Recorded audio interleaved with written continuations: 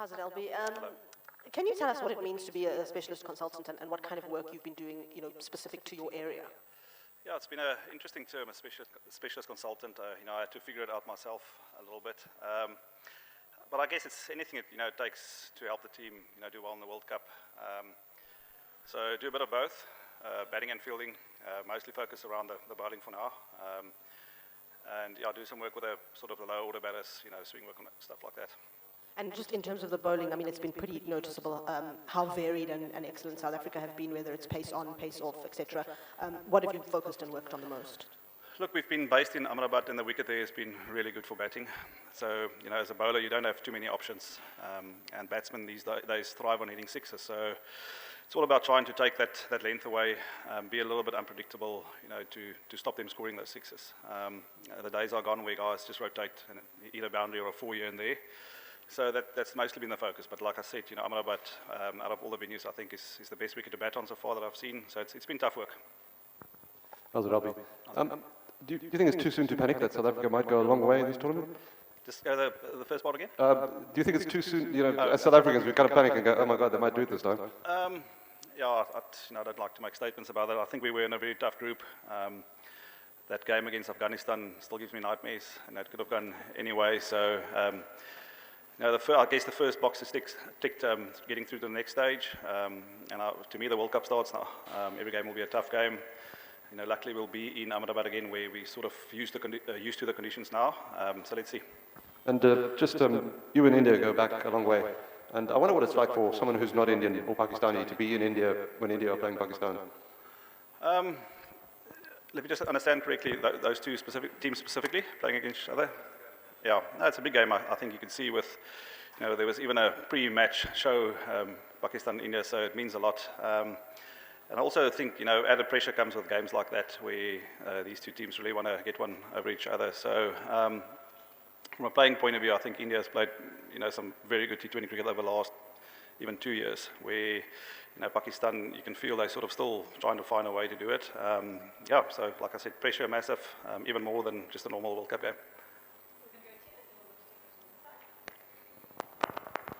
Hi, Albie. You've spoken about the bowling now, and I had a look into the death bowling in the last 4 overs of all the games. It seemed good. I mean, you guys took, I think, 8 wickets in that period for 109 runs, and I think conceded 8.9 runs an over. Are those good numbers for death bowling, and what do you put that down to? Look, I think you first have to start where our guys play their T20 cricket most, in South Africa. And the wickets there, how do I put it nicely, is not the best, or not best suited for T20 cricket. So guys get away with a lot in South Africa. When you get over here, especially this time of the year where the wickets are still good, before the summer, your variations, your slow balls, and all those type of things sort of, they don't play such a big role. So it's really focusing on nailing your Yorkers. And I feel that's a skill that's sort of disappeared, not only with us, but at most teams in the world. I mean, if I have to ask you right now, who's the best death bowler in the world, you can probably name one, which will be Bumrah, and he's got a very good Yorker. So it's really just focusing on those skills that I wouldn't say bowlers forgot, but with all the variations that come into play, I think bowlers can get clouded by that. So it's basically focusing on those basics, and then using ground dimensions. We had one small, one big boundary, just small adjustments like that. En dan wonder ek of jy en Morney radio stil te handhaaf voor Sondag se wedstryd, of gesels julle maar bietjie? There's no contact. Hi Albie, this side, on your right. Sorry, how's it? We're nearing the end of the league stage. Are you surprised by the performance of some of the associate teams, or did you anticipate the same? Thank you. I'm not surprised.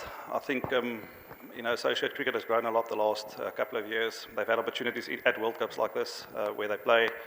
So I'm not surprised. Like I said, the batting conditions is really, really good. And as we know, this format, T20 cricket, brings the teams closer together, because one guy on his day can win you the game. So I'm not surprised, no. As you said, your bowling has been generally been good, but Kagiso Rabada has been a bit off the boil and had a nightmarish game against Afghanistan. So is it a bit of a concern? And as a consultant, how do you work with him, especially he's entering a crucial stage of the tournament? It's not a concern. I think if you look around T20 cricket, that can happen to any bowler at any stage where, the pressure just gets to you.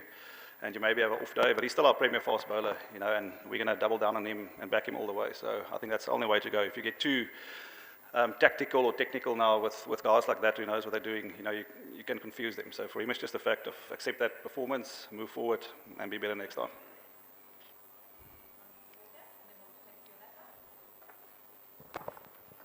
Hi, Albie. How's it? Yeah.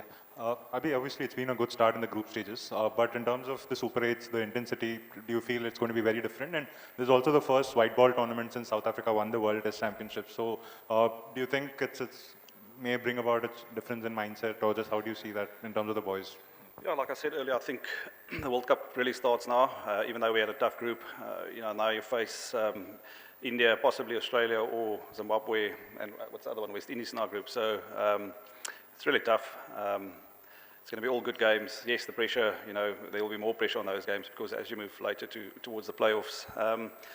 But I feel we've got a very experienced group, bowlers and batters, so guys that's been exposed to that, whether it's an IPL or other leagues. Yes, international cricket is a little bit different, but guys that can handle that pressure. So, I think they actually will thrive in those circumstances where there's a bit more pressure on the games.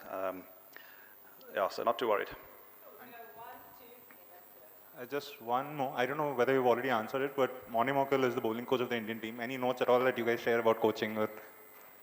No, we don't talk to each other. I think my mother, she's more worried than us. She doesn't know who to support, India or South Africa. So.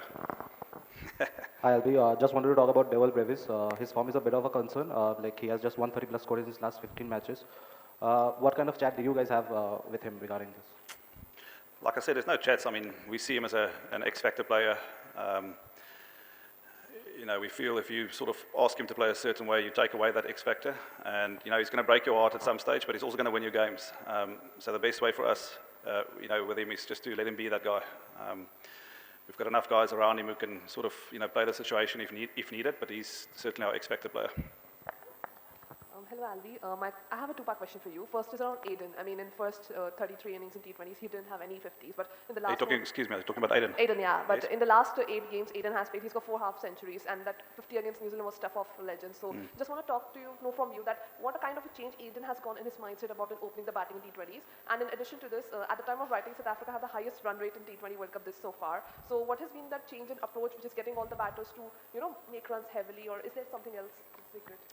Yeah, it's a difficult one. You have to go and look back why. But, big tournament cricket, Aiden is a big tournament player. Most of our players had, good tournaments during the SA20. So you come into a World Cup with guys in form. I think that's important. And then, like I said, he knows when to step it up. Sometimes, and I don't want to play it down, but sometimes, playing a T20 series after a Test match series, the guys are a little bit fatigued, and that can, obviously have an influence on their performance. But even if you look at his record in the previous World Cup, he's one of the best batters. He's a good leader, he's well respected, so I think that's the big difference.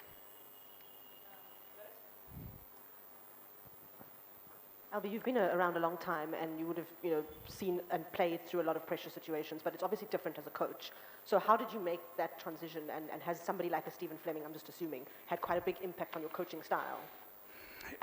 It's a good question. I think initially when I started my coaching career, you still coach as a player, where you want to make a difference, but you can't be in the field. And I think you have to accept that fact and work out ways, because players are under pressure anyway. If you as a coach, want to make a difference in their games all the time, that doesn't help anyway. So it's sort of, finding that middle ground where you try to help, but you also not, as a coach, put pressure on players. They know what they're doing. If there's real technical things, then you can work at it, but not during tournament. I think my philosophy is, once you hit a World Cup like this and you start to tinker with technical stuff, that's when you confuse players, or players can get confused. So it's more, how can I actually take pressure off guys, make them believe in themselves, stuff like that.